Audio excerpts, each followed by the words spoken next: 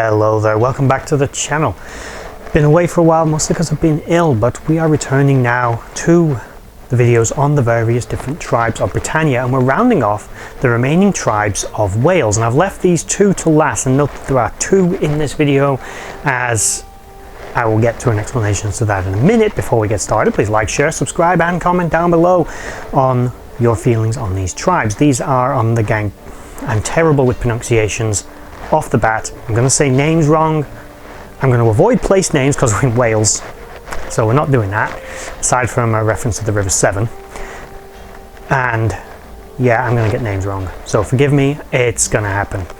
The Gangnensis and the Deceangli. And annoyingly, I need to say that one more, and I really can't do these words. Anyway. These tribes existed in northern Wales. They were split down the middle by the Ordovici's tribe that basically took the territory straight down the middle between these two tribes up into Anglesey, or Mona as it was known then, which was the Druid capital, FYI.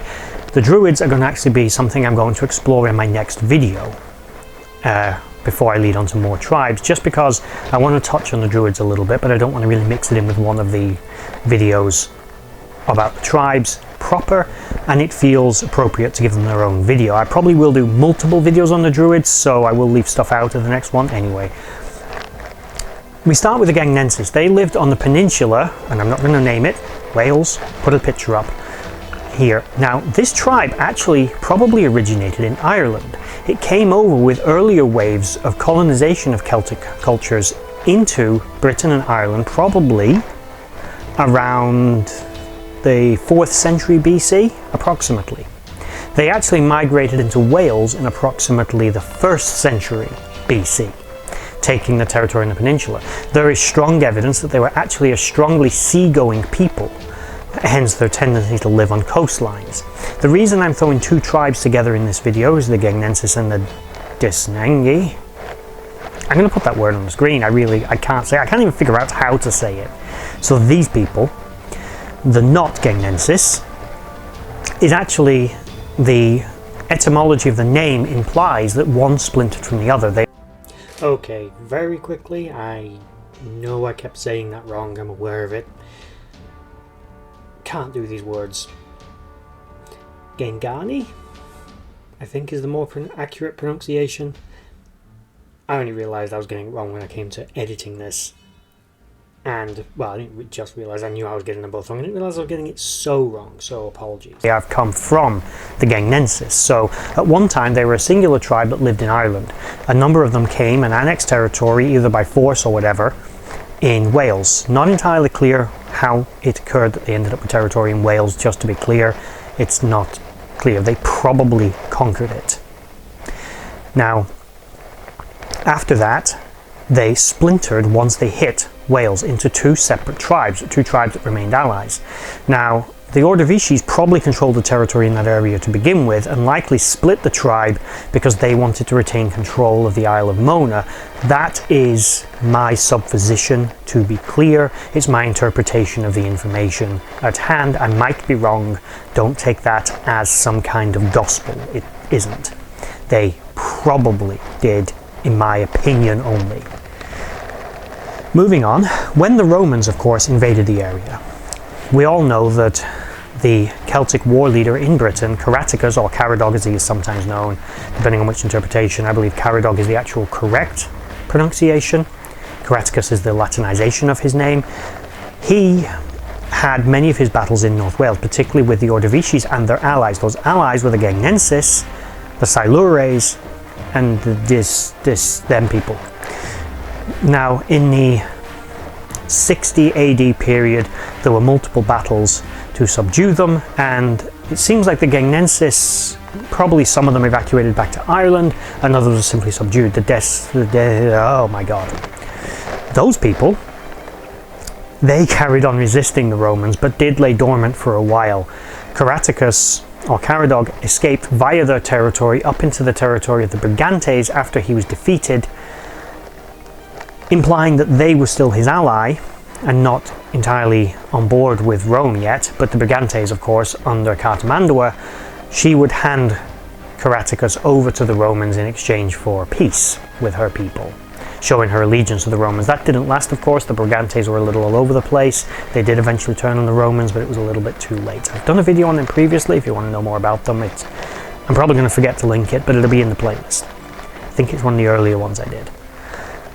About 10 years later, in the 70s AD, under Gaius Paulinus, there was, of course, a major event that takes place. They basically try to wipe out the Druids. They do this in multiple ways. They take Roman legions from other parts of Britannia, notably from the territory of the Domnoni, which may have implied they actually took local militia forces, local Britons who had signed up with the Roman army or simply volunteered, not entirely sure, traitors either way, and they buggered off up into Wales once again to destroy the Druids on Mona, and those people put up a fight, and there was notably a large battle near the River Severn where eventually the tribe was finally fully subdued and then defeated, and from then on they seemed to settle into becoming a client state of the Roman imperial province known as Britannia. That is them again in a nutshell, and it is avoiding saying place names for places in Wales that I simply am not going to attempt because Welsh, really, I'm sorry, I can't do Celtic words. I'm not going to attempt Welsh words. But these two tribes are fascinating in that they're both basically the same people. They splintered into two separate groups, were divided by the Ordovices, but both of them put up a united front. They were considered quite fierce and warlike, and their territory is dotted with multiple hill forts and other strongholds. Notably, you should point out into this area of Britannia, we're starting to get into... I mean, I've done videos on hill forts before. The term hill fort, as I've stated in previous videos, is a little bit misleading. They're not necessarily a fort. But we're getting into the area of Britannia where you start to see a little bit more stone building.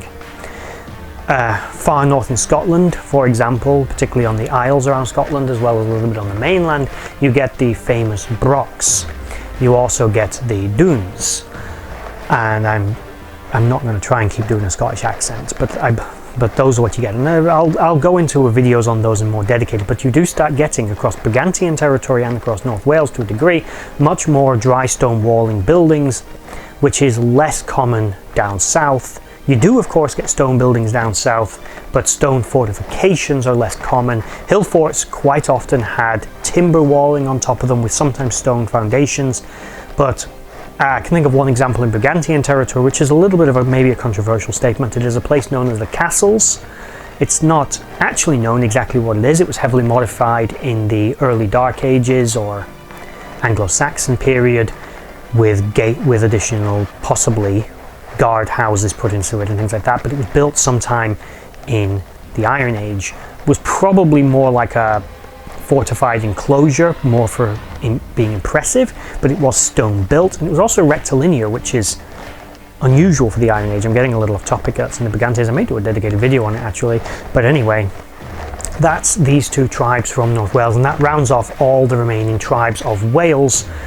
And as a result, now I believe there's one more tribe I've not covered in England, possibly two, but I think it's just one. I'll check my notes. And from there we'll carry on up into Scotland, where I've got about half the tribes up there left to cover. With all that said, again, please like, share and subscribe. Let me know in the comments below what you think about the North Wales tribes, and if there's anything in Wales, say a specific fort or place you'd like discussing more extensively, as these are broad overview videos, not comprehensive. I know I omit a lot of information, but it's mostly to start a conversation. If there's something you want covering more detail, put it in the comments below. I'll try and get to it. Or send me a message on Twitter or something. All the links are down below. I just want to take this moment to thank you for watching that video. If you liked what you saw, please check out my social links in the description box below to Instagram and Twitter and others. And also is down there a link to my Patreon page where you can support this channel and the others as I try to grow this franchise and do this more regularly. If you made it all the way to the end of this video, thank you for watching, and bye bye.